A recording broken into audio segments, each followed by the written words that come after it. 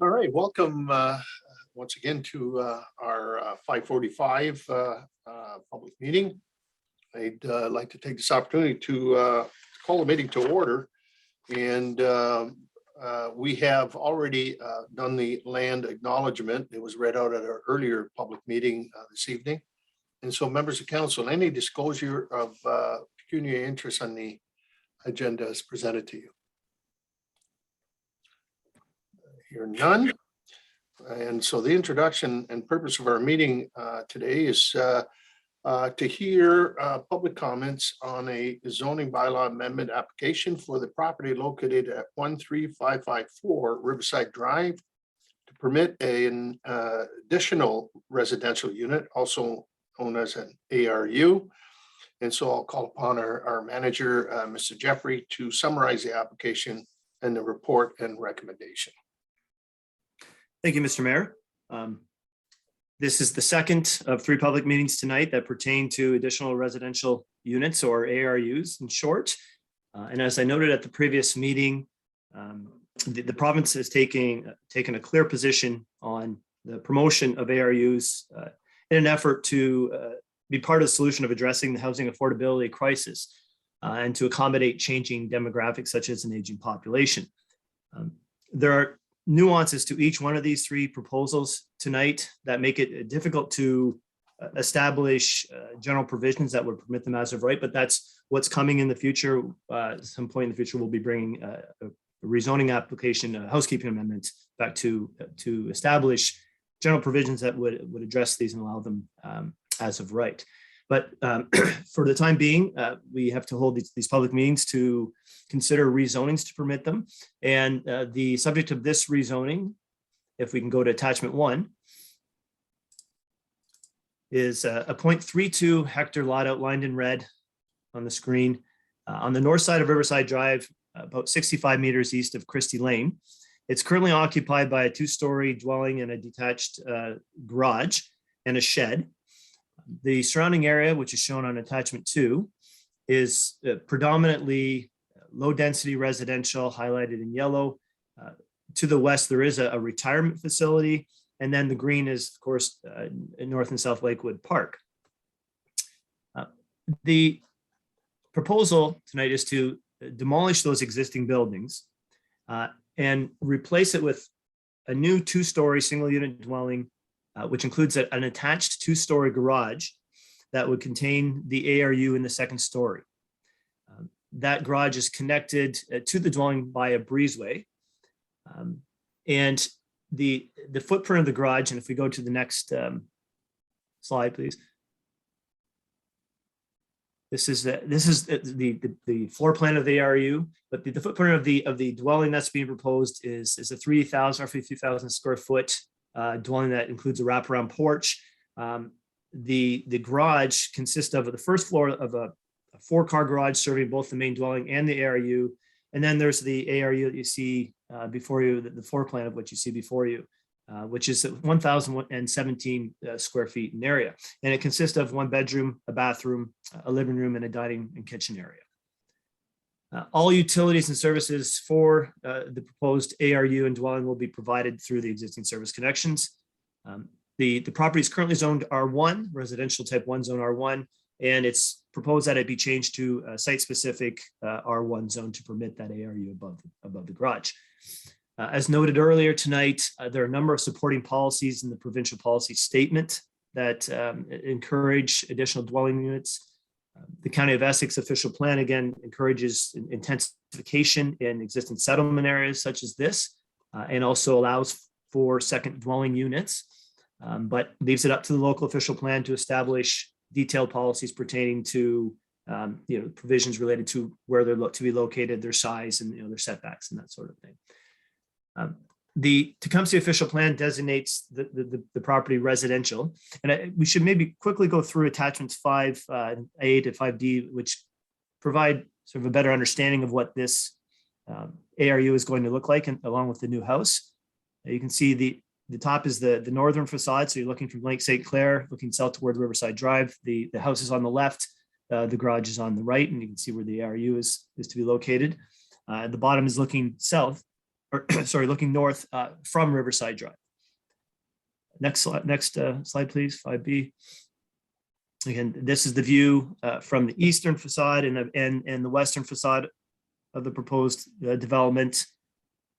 Attachment 5C.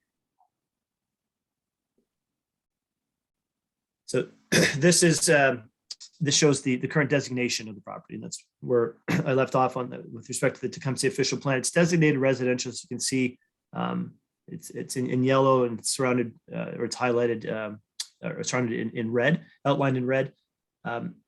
Subsection 4.2.2 VII establishes that areas are to be permitted within single unit detached, semi-detached, or townhouse dwellings, provided they meet certain criteria.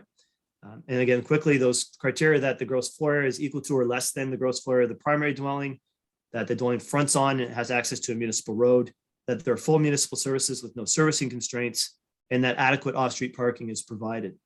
And the proposed ARU meets all of those criteria.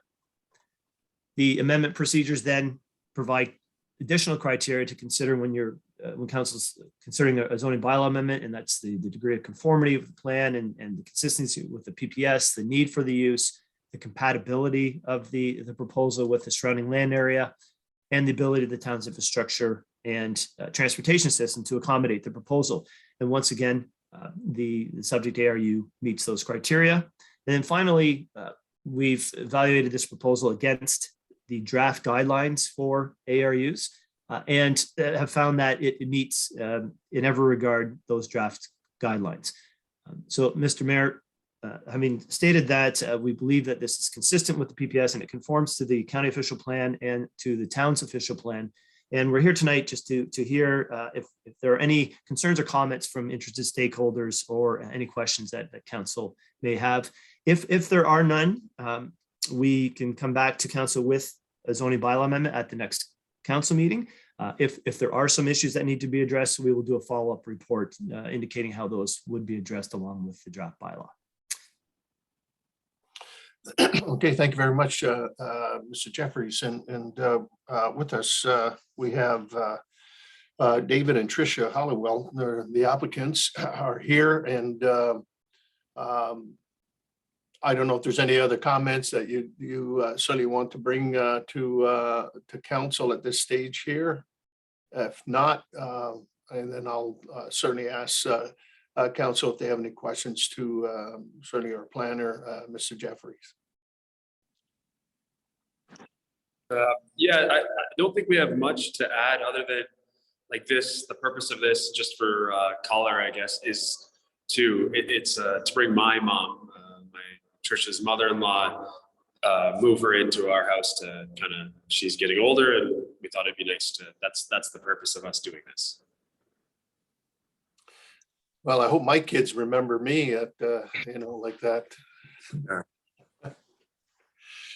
I don't think there's any, I don't see any hands up, but I know we dealt with one earlier on, and I really think this is,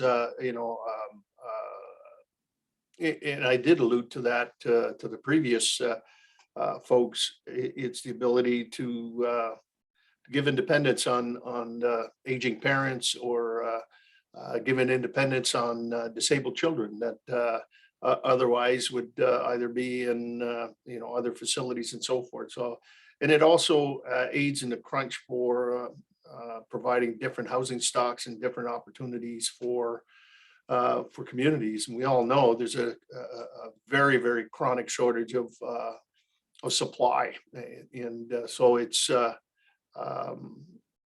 certainly I think a worthwhile endeavor, and so I think it's got certainly for us the full blessing of our planning department, and also it's now becoming a new provincial policy certainly as well. So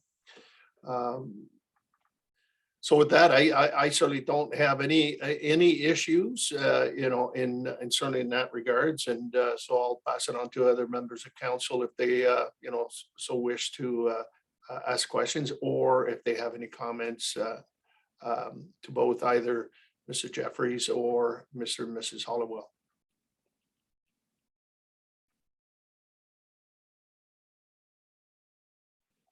All right, so I would say that you're, that's a thumbs up. Okay, there was a notice, then if there's no further questions at this stage here to certainly our delegation, then we'll move right on to our communications. We do have two items of communication, so if I have motion, receive those. Deputy Mayor Becchetti and Councilor Jobin, all in favor?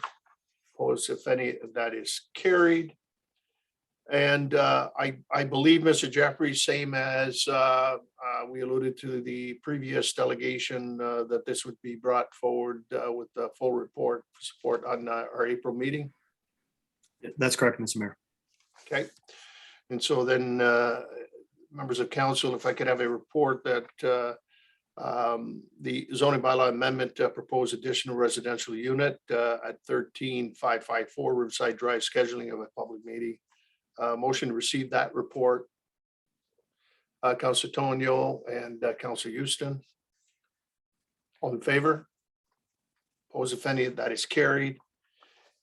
And if there's no further questions or comments, then adjournment is in order. At this stage, Councilor Tonio, Councilor Houston, all in favor? Opposed, if any, that is carried. So to both, I want to certainly thank both the Hollowells, and this should be presented in early April. You'll be notified, as the report comes to council. But I'd say that you got pretty much a thumbs up here. Thanks very much. We appreciate it. Yeah, so you must be at the arena or some arena in your background. The kids must be out in the ice there. Yeah, exactly. So I'm at the rink, so we're divide and conquer. Yeah, no, been there, done that. So we'll bid you good night, and certainly we'll see you in April. Yes, thanks very much. Appreciate it, everyone. Thank you. Take care.